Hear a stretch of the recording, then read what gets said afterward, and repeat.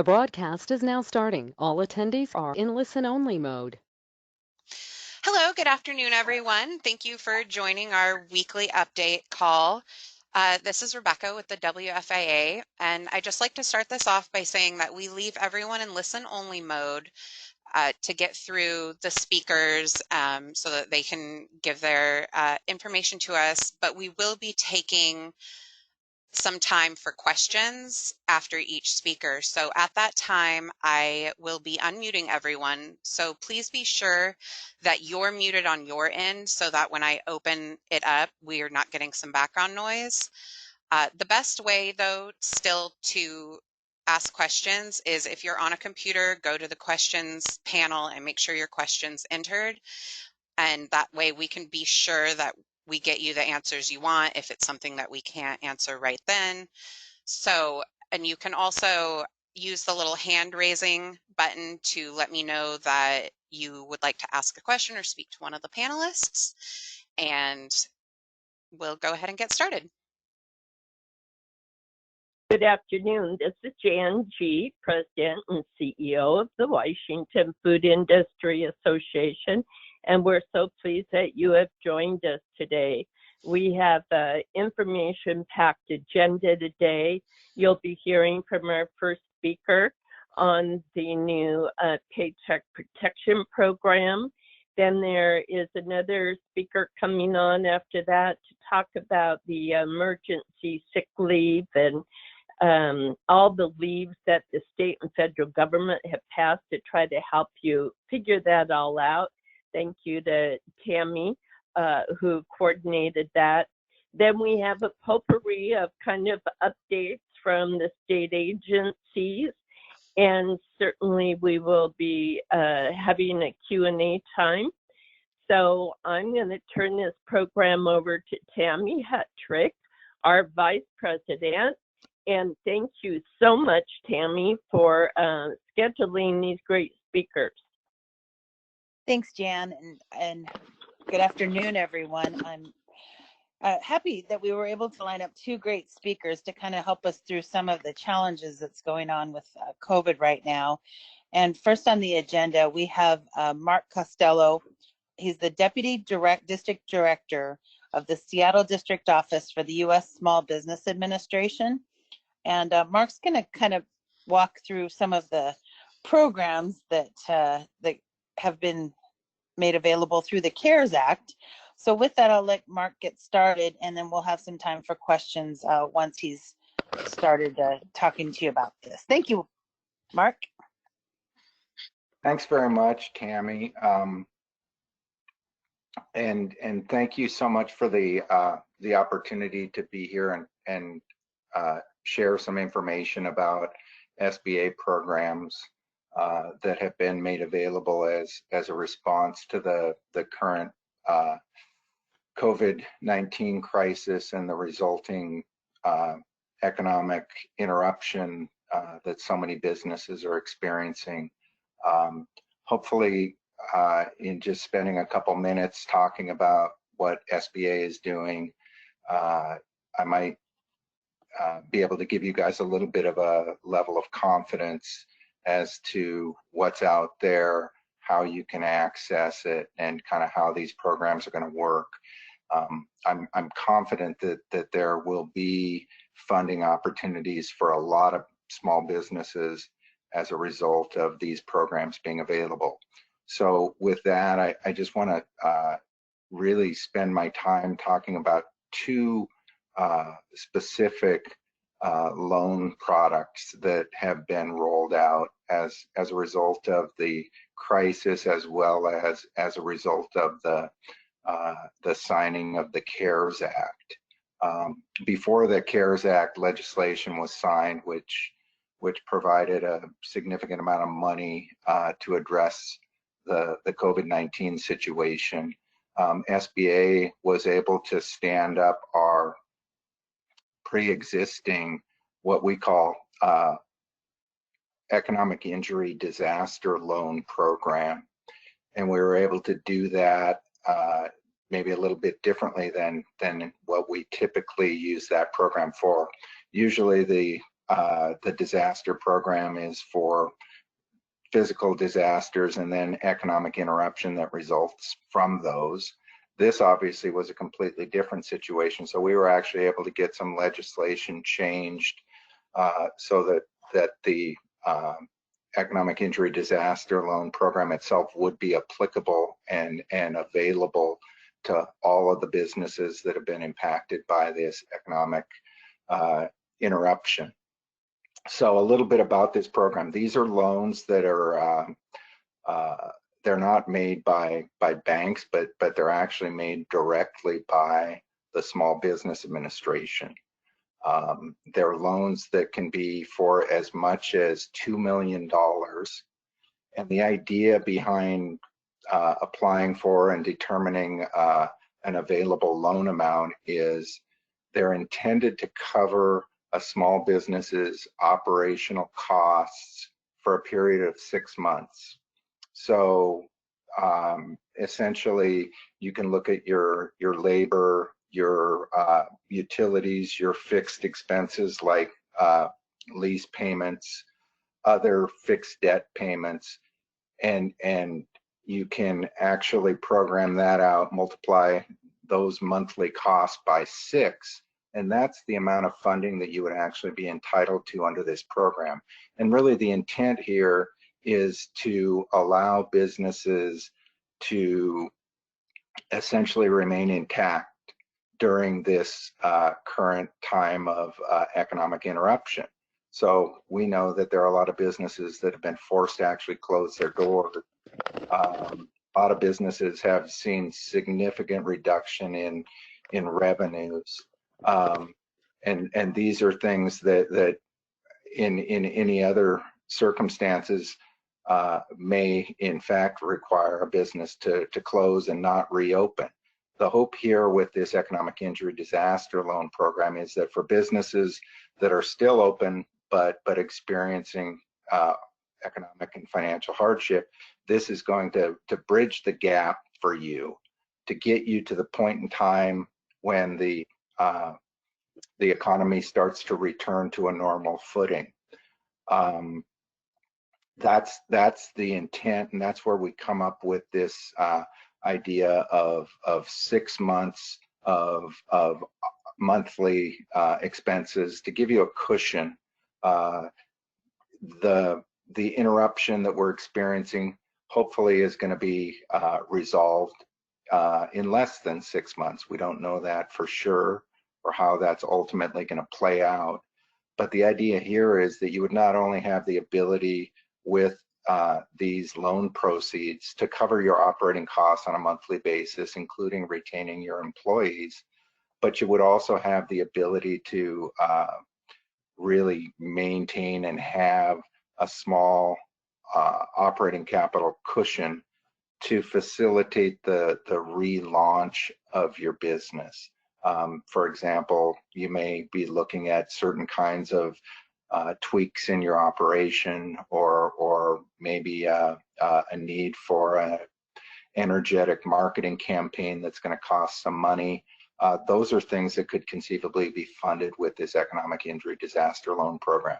Again, these are loans that can go up to as much as $2 million. The interest rate on these loans is 3.75% fixed, and SBA is really trying to minimize the repayment burden associated with these loans. And so with that, they're going to be programmed out over either 15 or 30 years. So 3.75%, potentially 30-year repayment. And also there's a built-in 12-month deferment. So the hope here is that you're going to be able to receive these funds, you're going to be able to incorporate them into your business, you're going to be able to remain intact, you're going to be able to relaunch in earnest and have the money to do that as a result of this particular loan program. So this was the first thing that SBA came out with, and it seems like it was a long time ago, but it was really only a couple of weeks ago. Since that program was launched, I want to let people know that if you were one of the early applicants for this economic injury disaster loan program, the application process has changed significantly, and I can tell you, because I spent some time going through it myself, that it is a very, very streamlined application. It took me less than 10 minutes to sort of go through as a pretend business and get to the end of the application itself. Within the economic injury disaster loan product now, and this is something that actually came about as a result of the of the CARES Act. $10 billion was allocated to fund a feature on the economic injury disaster loan program that allowed businesses to get an upfront, what we're calling a quick cash advance on those loans. It's based on the number of employees in the firm, and it's up to $10,000. And the bottom line is that money does not have to be repaid. So that's the economic injury disaster loan program. It's going to be available through the end of December. So there's really no immediate urgency to get at that program as far as any funding issues. It's going to be available for the next 8-9 months, and it's fully funded. So shifting gears to last weekend, a week ago Saturday, I should say, the president signed the CARES Act, and as part of the CARES Act, there was a significant allocation of funds for small business assistance. And the small business assistance vehicle that is part of the legislation is SBA's Guaranteed Loan Program product.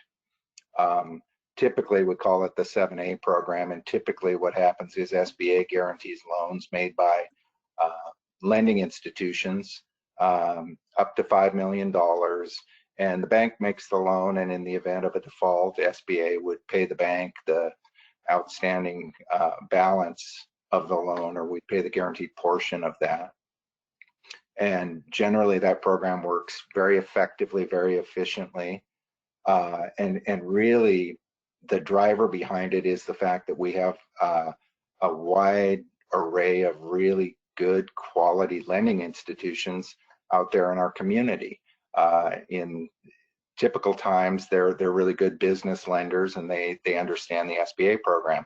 So Congress, I think wisely identified the fact that we have this great delivery system already in existence to pump out or facilitate the funding of a significant amount of loan dollars through the CARES Act in something that we're calling the Paycheck Protection Program.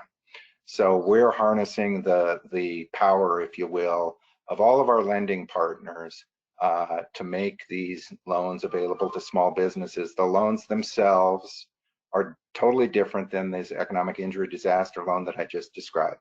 These are loans that are made by your lending institution or a wide variety of lending institutions, including national banks, regional banks, community banks, and credit unions as well. The loans themselves, which are made by the lender, guaranteed 100% by SBA, are designed primarily as a tool for you guys to meet your payroll costs over the next 8 weeks. So essentially the hope is that this program is going to funnel money to small businesses to allow the small business owners to retain their employees and pay them at a rate consistent with what was previously paid to these folks, so that you guys ultimately at the end of this interruption will have your workforce intact, and you'll be ready to relaunch, and you won't have to go out and hire new employees necessarily or retrain employees. Those folks will be on your staff, on your payroll, and this Paycheck Protection Program is designed as a vehicle to make sure that that's going to happen. These are loans that can be for as much as $10 million. And the idea here is kind of like when I talked about the economic injury disaster loan programming, the operating costs out over 6 months to determine the maximum loan amount. With the Paycheck Protection Program loan, what you're going to do is you're going to look at your average payroll cost, typically from last year, 2019, and you're going to multiply that by 2.5 times. You and your lender are going to collaborate on this to make sure that appropriate documentation is in place to verify your labor costs. So, for example, if a business had average labor costs of $100,000 in 2019 per month, they would qualify potentially for a $250,000 Paycheck Protection Program loan. So here's what makes this thing a little bit more interesting than a typical loan product. If you use at least 75% of those loan proceeds for payroll, the debt will be forgiven in its entirety. So what that kind of indicates is that you would actually have potentially 5% of the proceeds on other operating expenses, for example, lease payments, interest on existing debt, or utilities. Ultimately, this is an arrangement between you and your lender, and SBA is backing up the lender. At the end of the 8-week period that we're going to be looking at as far as payroll, so I talked about 75% of 2.5 months, it's 8 weeks essentially. At the end of 8 weeks, you're going to be reporting back to your lender, and you're going to be verifying that you did in fact pay those employees, and that the payroll costs did amount to 75% of the loan proceeds. If you can do that, then at that point, the debt in its entirety will be forgiven. And then behind the scenes, SBA is actually gonna pay the bank back. So this is a collaboration between SBA, Treasury, and the lending community to provide a lot of money to small businesses who have an urgent need for liquidity to keep their businesses intact. There's an opportunity here for you guys to think about actually bringing employees back from unemployment and going ahead and starting to pay them going forward. That's the hope and intent of this program, is that we're going to be able to quickly deploy a lot of money. It's $350 billion that's built into that legislative package.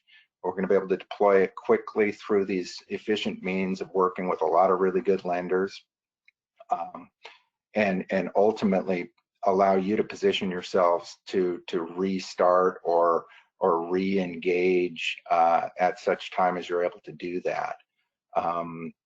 We're certainly not perfect in the execution of this program, and partly because it has been put together, designed, and launched in such short order.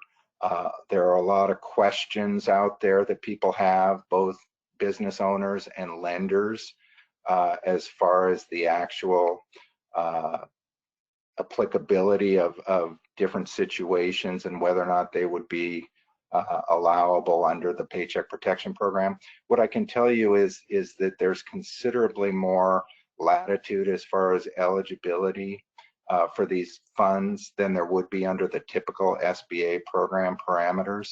The hope here is to figure out a way to use this to get as much money out as quickly as possible to support our small businesses, with the primary focus on payroll retention and employee retention. Finally, and then I'll stop, there's one other feature of the CARES Act that you guys should be aware of if you happen to be somebody that has an existing SBA guaranteed loan or a 504 loan. You may have heard about this already, but what's going to happen is SBA is actually going to make the payment on those loans directly to the lender for each of the next 6 months. And so if there's some arrangement whereby you guys are having your account debited or otherwise paying the bank directly on these SBA loans, you're going to have an opportunity to either get that money back or apply it against the principal balance of the loan. In either case, this is another measure that's being taken to provide some short-term necessary cash flow relief for the small business community. It may not be the answer in every case, but hopefully somewhere between the three of these different tools and possibly in combination with one another. By the way, you can apply for both a Paycheck Protection Program loan as well as an economic injury disaster loan. Somewhere in there, I think there's an opportunity for a lot of businesses to get some relief. It wasn't your guys' fault that things have turned out the way they have and businesses have been closed.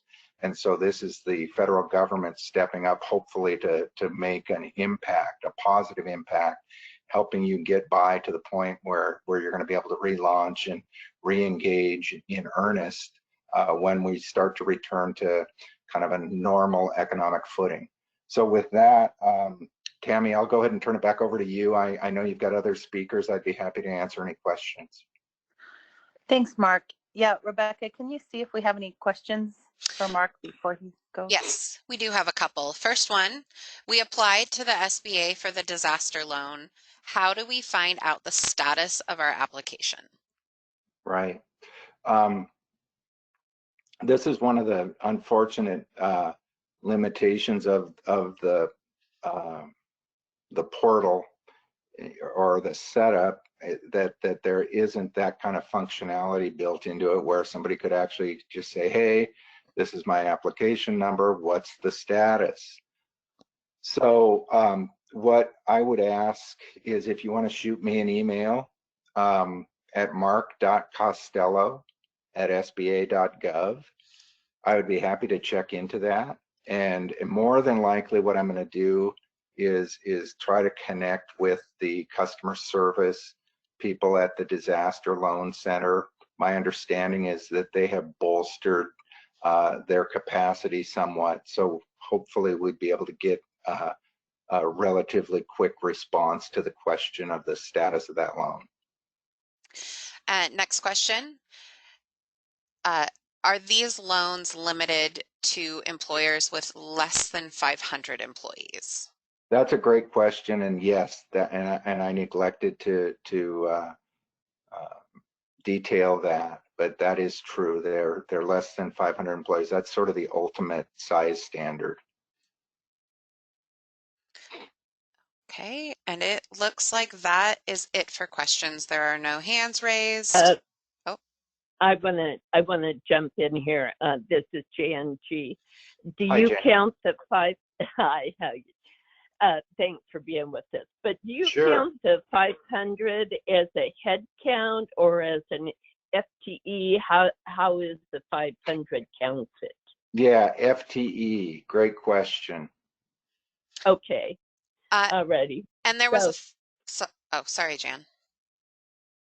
A scenario. So our stores have incurred a lot of extra expenses over time, and as employees are going on paid family leave and that type of thing, plus trying to buy systems to do deliveries or online purchasing to better accommodate social distancing. Would all of those costs, could they then, if they're at the 500 or under, take advantage of the CARE Act and supplement their payroll so they can absorb these additional costs? Yeah, I think that's a great question, Jan. So here's my take on that. maybe not the Paycheck Protection Program because it's sort of tied specifically to historical payroll. But the economic injury disaster loan is more flexible in terms of what loan proceeds can be used for. So you could, in fact, I could visualize being able to borrow working capital funds that weren't necessarily earmarked for immediate payroll costs that may be deployed for those kinds of purposes through the economic injury disaster loan as opposed to the Paycheck Protection. Thank you. You bet. So we had a follow-up to that question. It says, specific to PPP, food industry can do per location assessment of employees. Are there other limits? That is a great catch there. So my understanding is it NAICS code 72, you guys? Is that the having to do with probably restaurants and maybe grocery stores yes, we are 72. Yeah, they've expanded that 500 out, that it's actually on a per location basis. So in other words, and I have no idea what it takes to get to 500 employees, but if somebody had a chain of whatever kind of operation that had actually had that many people employed in an individual unit, we wouldn't have to aggregate the employees from all the different units. As long as they were under 500 per unit, I believe that they would qualify. Okay, that's the end of the follow-up questions, it looks like. Okay. Hey, Tammy, are you hoping for me to stay around, or what were you thinking? No, I know you're very busy. We appreciate your time today, and I'll make sure that we post your email information. And also, if I have any follow-up questions, I'll get those over to you so we can make sure we take care of any other questions that may come up. That sounds great. Thanks Yeah, so much for the opportunity to talk to everybody. Yeah, thank you. We appreciate that. Have a great day. Same to you guys. Take care. Bye-bye. Okay, well, with that, I'd like to introduce Allison Drake. She's the Senior Policy Advisor in the Government Affairs and Policy Division at the Department of Labor and Industries. And Allison, we've worked with many times, and I appreciate her time today to talk a little bit about the emergency sick leave that was passed and how it may tie in with our state's program and what L&I is doing and kind of what they're in charge of regulating. So Allison, thank you so much for your time and welcome. Thanks, Tammy. So as Tammy indicated, my name is Allison Drake. I'm a Senior Policy Advisor at the Department of Labor and Industries. Over the years, I've worked quite extensively with the requirements under the Washington State Paid Sick Leave Law. And so as many of you may be aware, the Families First Coronavirus Response Act included expansions of the Emergency Family and Medical Leave Act, as well as a new requirement to provide emergency paid sick leave at the federal level. So the Families First Coronavirus Response Act was signed into law on March 18th. And since then, the Department of Labor and Industries has been working to try to gain an understanding of how the two laws interact. It's important to note kind of just from the get-go that because the Coronavirus Response Act is it's a federal requirement, I can speak high level to the program itself, and then a little bit more specifically about how we see that interacting with state paid sick leave. But any specific questions about eligibility, things like that about Coronavirus Response Act would have to go to the U.S. Department of Labor. So high level summary, the requirements took effect on April 1st. And the leave is really two parts. So it's two temporary benefits. It's 80 hours of emergency paid sick leave when an employee experiences certain COVID-19 events. And then on the Family and Medical Leave Act expansion, it's up to 12 weeks of leave to care for a child, again, under that temporary expansion. So these protections expire on December 31st. The federal law requires public employers and private businesses with fewer than 500 employees to provide the paid leave related to the pandemic, either for the worker's own health needs or to care for family members. So high level, again, the paid sick leave that's provided under, so I'm going to speak specifically to paid sick leave, Family and Medical Leave Act is a federal program, and the state equivalent of that is paid family medical leave, which is administered by the Employment Security Department.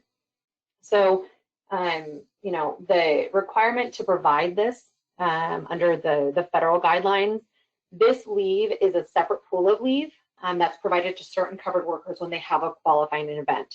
So when we're speaking in the context of state paid sick leave, it's important to note that employers cannot offset the leave required under Families First with the paid leave that's required by the Washington state law. So it's two separate leave banks, and you know, one cannot operate in replacement of.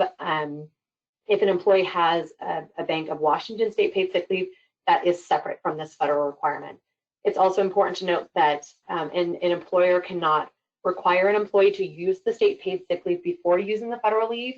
Under Washington state law, paid sick leave is a statutory entitlement, and so employees have the option to choose when they want to use the leave. Employers, under no circumstances, can force an employee to use state paid sick leave.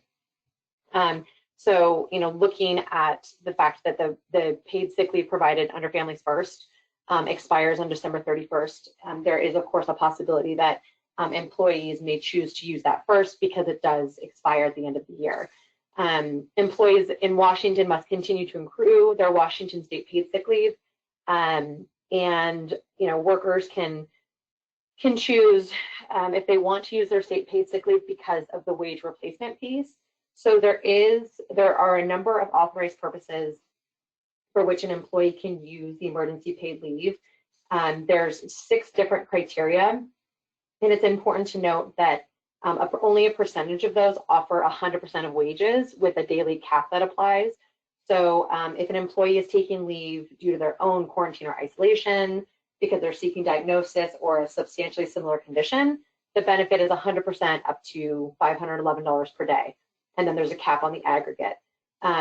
Dissimilar from paid sick leave, where it's 100% wage replacement. So for every hour of paid sick leave, state paid sick leave you take, you receive your normal hourly compensation, which is what you would have earned had you worked. If an employee takes leave under the federal paid sick leave, for example, to care for an individual in quarantine or isolation, or because their child's school or place of care is, the benefit is at a 2/3 wage replacement. So there is a difference there in terms of what an employee will receive in terms of wage compensation for that missed time. And then, of course, you know, kind of going back to the piece about Families First being a requirement at the federal level, if there's concerns about Washington state paid sick leave and employees, let's say, for example, an employee says, I had paid sick leave already, you know, I had 80 hours of paid sick leave, but now my employer is saying that 80 hours is going to meet the requirement of the federal direction. You know, I think that it's a violation of state law. They can contact us, but if an employer just fails to provide an employee with paid sick leave required under Families First, any of those complaints would have to go to the U.S. Department of Labor. The U.S. Department of Labor has built out a number of really helpful resources for folks to understand how these requirements work. So there's a fact sheet for employees, there's a fact sheet for employers, and there's a really robust list of questions and answers where they try to address those types of questions that they're seeing come in with some frequency. Similar to that, the Department of Labor and Industries has preliminarily developed a resource online on our COVID resources page to address those couple key questions we've had coming in kind of on an ongoing basis. And similar to the other resources we've already offered in response to COVID-19, as we continue to get questions and requests for interpretations, we're going to continue to update our website to try to reflect that information and make it as self-serve as possible. I will be following up with Tammy to provide the link to the information LNI currently has on our website about Families First Coronavirus Response Act and state paid sick leave. And so I would encourage folks to check that out. And then again, if you have any follow-up questions, we're more than happy to answer them to the extent possible again, with that caveat that there may come, depending on the question being asked, it may require referral to the U.S. Department of Labor, since the newly introduced requirement is it's federally mandated, not state mandated. Great, Allison. Thank you so much. Rebecca, do you want to see if we have any questions yet for Allison? So we don't have any questions in the question box. Let me see if anyone. Tyler has his hand up, but I think he might have tried to get it in before Mark left. So Tyler, did you have a question? Not for this speaker, no. Okay, Thank you. That's what I thought. So no questions yet. Okay, Allison, I do think we've posted your information on our website, and I'll keep watching and checking to make sure we've got it updated, because you do have a lot of valuable resources in there. So I think this was very helpful, and if there's any follow-up, I will forward those over to you, and I'll make sure your, do you want your email posted, or do you want someone else's email posted? I'm happy to be the point of contact, and then to the extent that it makes sense, I can make any internal referral to other staff. Perfect. Okay. Well, since we don't have any additional questions on that, I think we're good. Allison, I really appreciate your time today and your help with sorting through all of these benefit things that we're dealing with. And I'll let you know as we continue on if there's additional questions. Okay, perfect. Thank you. You're welcome. Thank you. Bye. So Jan, I'm going to turn it back over to you. Okay, thank you very much, Tammy. Great job. We're going to just run right through a few other items that will be of interest to you. First of all, Illinois did finally issue their guidance document for grocery stores, and it is posted on our website. Melissa, you might jump in here and tell us where they can find it under labor. And it does recommend, the guidelines recommends no reusable bags in the stores. So we have a little bit of Department of Health is not prohibiting reusable bags, Illinois is. But I do want to raise the issue once again that if you're handing out film bags, make sure that you're waiving the bag fee. The other item that has surfaced is we've heard a lot of reports at the national level that states are beginning to regulate occupancy.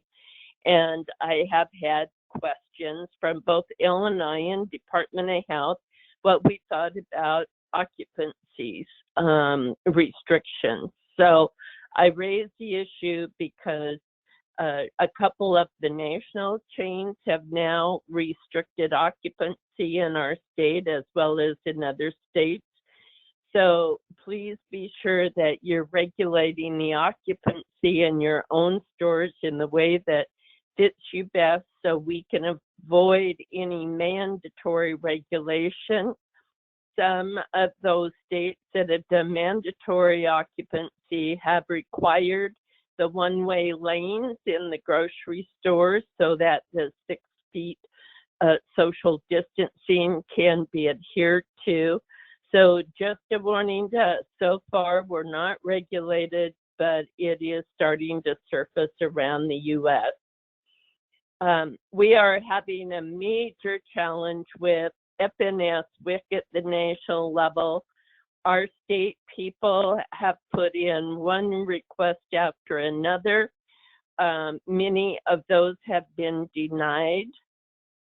Some have been granted, but when they were updating, when the state was updating the APLs into the system so that your system would recognize it as an approved purchase, their system froze up, but they're back working on it, and they thought they were going to have it done by today. So they are going to send me the list of the approved waiver items, but again, it's not been very hopeful. And I have received word that FNS said absolutely no bulk food under WIC as an alternative. So I have not received any final word from Department of Health on bulk food, but clearly they have some concerns on that. I want to turn this over to Kat now to talk about the actions of our Attorney General on supply. Hi, everyone. So this is Kat Holm, your Legislative Director and Legal Counsel. Just a quick update. So we are aware of product shortages, and I want to thank you to everyone who has sent me reports on price gouging. Please continue to send me these reports, as we are currently working with the Washington Attorney General's office to come up with a solution. Additionally, today, the Attorney General's office launched an awareness campaign encouraging individuals to report price gouging. We, as in WFIA, are working on flyers for retailers that you can put by certain products where the price has gone up due to the current circumstances. And we do know that the product shortages are impacting all parts of the supply chain. So we are encouraging you to continue to please be in contact with me, Jan, Tammy, so we can come up with solutions on this issue. And if you have any questions or comments, feel free to email me or call me. Thanks.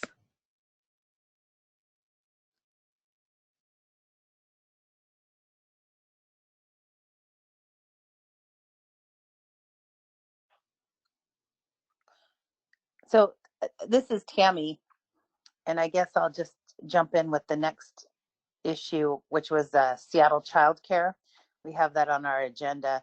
We sent out an email to everyone and have asked them if they are in Seattle to share with their employees, because there's an opportunity to help those employees with childcare benefits and eligibility. So there's a form that they just need to fill out. It's an emergency childcare interest form. And there's a link in the email we sent on Monday. So if you're in Seattle and we sent that out, we'd ask that you please have your employees complete that so they can get some assistance with their childcare. Thank you, Tammy. Yes. We also put up on our website, we don't normally promote any one company, but First Data, who does have all of our SNAP and EWIC transactions, has started promoting a handheld wireless payment system, and it can accept SNAP payments, which is unusual. And we did put that up on our website because I know a lot of our stores are under pressure to do curbside pickup, or you're wanting to do delivery for people that have special needs, that type of thing. So it is just an option that it came across our way that I felt you might want to take advantage of. I also wanted to state that Congress is working on a fourth package. So all the things that SBA and Employment Security just talked about, well, now Congress is working on a fourth package. In our industry, both at the national level and then we will be at the state level, we'll be working on a request, and that we will submit to our own congressional delegation.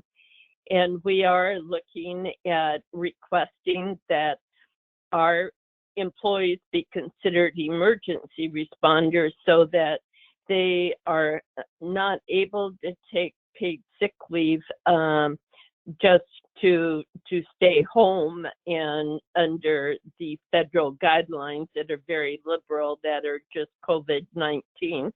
So if you are having an employee shortage and not enough people to cover your store, that you would have an ability to deny that until you're able to have replacement workers. And then also that would make you eligible for free child care statewide if they would fund that. So like Seattle is funding the child care on their own, we are trying to get child care funded for our grocery store employees, because right now the medical industry has priority placement, which is appropriate, but it would open up more facilities. We would also be asking for some other flexible items for our industry, and we would like your ideas on what is it that you see that we need to have Congress act on. And one of the things at the top of my list that I'm really irritated about is FNS WIC. They are inflexible. They are inappropriate in their responses based on the environment that the United States is going through right now. And we're going to be asking our congressional delegation if they can do some overriding on the FNS WIC division to give us greater flexibility. So send us your ideas. It would be great. I did not get any questions in that I would be able to answer today. We had one question, but we're waiting for the agency to respond. So any ideas, any questions, we're all here for you. So Does any of the other staff have something to jump in here with? this is Rebecca. So I do have a couple of questions about where things are on the website. So if either Kat or Melissa, the first one is, where can I find documentation about the recommendation of not using reusable bags?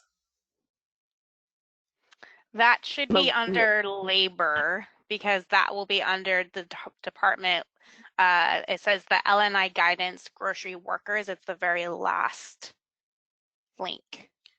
And that is where the reusable, because as Jan said, we have Department of Labor and Industries who are saying not to use reusable, but we're hearing from Department of Health where they don't have an opinion on it. So at this point, it's up to the retailer whether they should be using reusable bags or not. And the second one is, where on the webpage is the info on the wireless payment system? I just sent that over a bit ago. Melissa, have you had a chance to post that? Yeah, Rebecca, if you want to scroll down on the right-hand side, there's a new, it says miscellaneous. It's under that. COVID-19 grocery Clover payments. And that is so, okay, great. So any areas that we can help our industry, anything we can be doing, please send your suggestions in. I know a lot of you are looking for online payment systems, but it appears, at least to date, you have good resources on that. But anything we can do, please send it in to us. Otherwise, we'll see you next week on Tuesday Jan, at 2:30. One more question, yes. Sorry. Is there a Okay. status for masks? Do you know what the status on that is? Is there a source? No sources. And in fact, if anybody knows of a source, I've called Emergency Management Division, the Department of Health, LNI, and the response I get from everybody is there's lots of patterns on how to make cloth masks. And I say, our employees are working a lot of overtime. I don't think they could really go home and sew masks. So, but if anybody has a source where industries have converted and they're making masks, please let us know so we can let our stores know. It would be awesome. I just got my sewing machine. This is Carolyn. If I learn how to make them, I'll send them to you guys. I also know how to make them. She can send about 10 or 20. So, Probably yeah, more like any 2. leads. Any leads that any of you have, it would be awesome. So I appreciate it. And we appreciate everything the grocery industry is doing in their communities. We know it's not easy. And the convenience stores. You all are great.